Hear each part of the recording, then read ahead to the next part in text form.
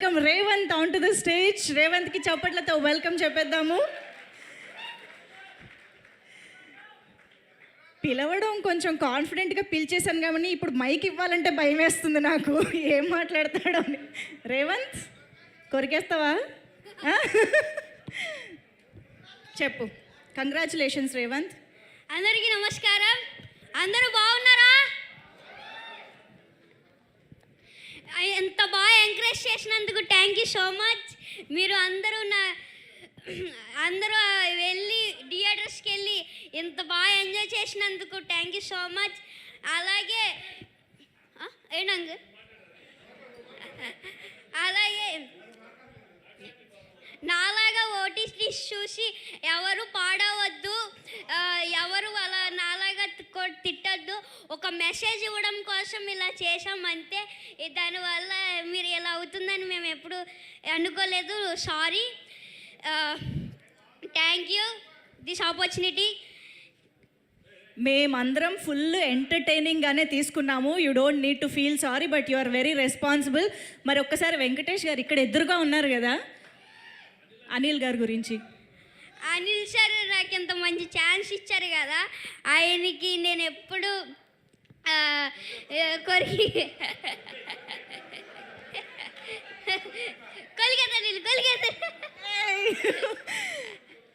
నాకు ఎంత మంచి ఛాన్స్ ఇచ్చారు అనిల్ సార్.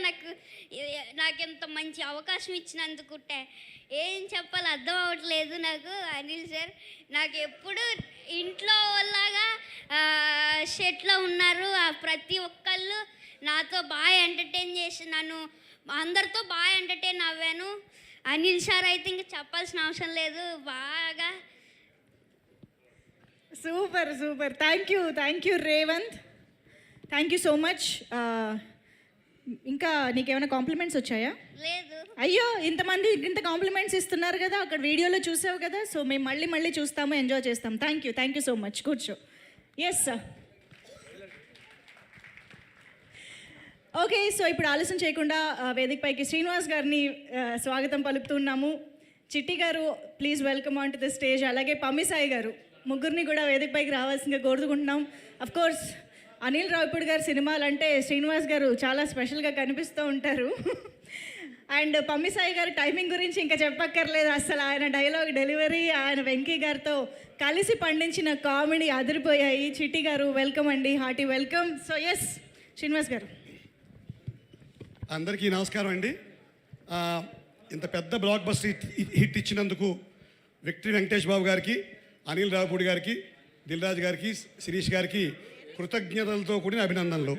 కృతజ్ఞత ఎందుకంటే మా స్థాయి నటుల్ని కూడా ఇందులో భాగస్వాములు చేసి మా కొత్త స్థాయి క్రియేట్ చేసినందుకు కృతజ్ఞతలు సార్. సార్ ఒక్క నిమిషం F2 మూవీ దగ్గరికి వెళ్తాను సార్. నేను ఒక్క నిమిషం సార్, ఎక్కువ వెళ్ళను సార్. ఒకే నిమిషం.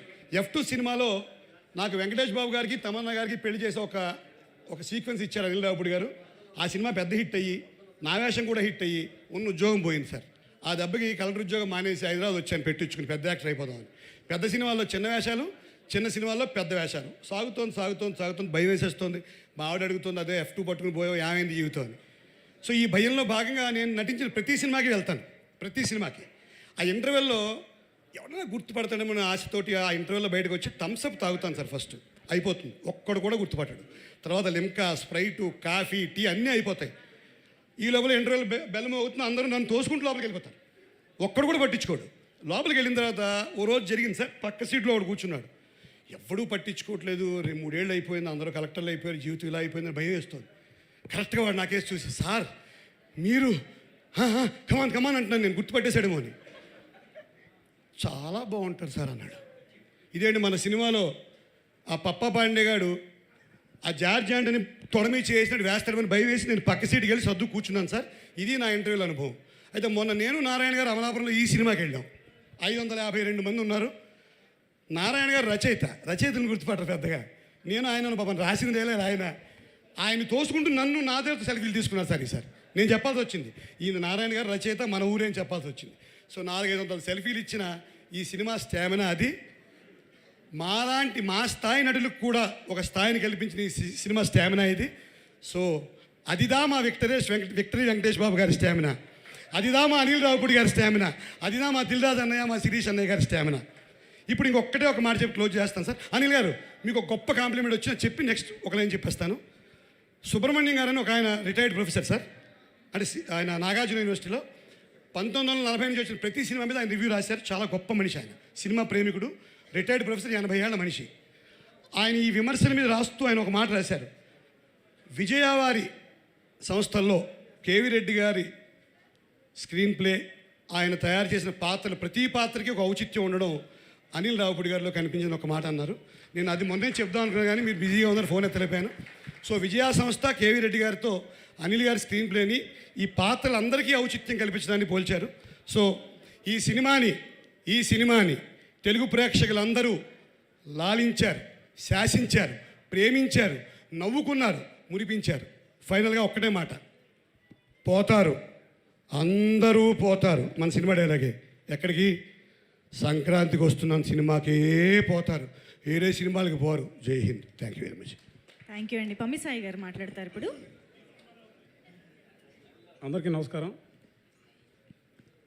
మీకు నాకు ఇష్టమైనటువంటి హీరో, దాంతోపాటు గొప్ప వ్యక్తిత్వం ఉన్నటువంటి మనిషితో పాటు యాక్ట్ చేయడం చాలా అదృష్టంగా భావిస్తున్నాను.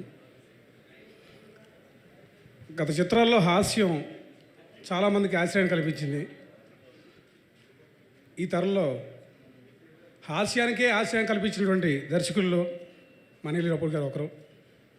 అటువంటి మనిషితో పనిచేయడం చాలా అదృష్టంగా భావిస్తున్నాను. ఆయన బాగుండాలి. నువ్వు నన్ను వచ్చే సినిమాలో వెంకటేష్ గారు చెప్పినట్టు అనిల్ గారు బాగుండాలి, బాగుంటారు కూడా. ఈ అవకాశం కల్పించినటువంటి పెద్దలు దిల్రాజ్ గారికి, శిరీష్ గారికి నా యొక్క ధన్యవాదాలు. మిగతా నా తోటి ఆర్టిస్టులందరికీ కూడా నా congrats and wishes also. Thank you. Thank you అండి.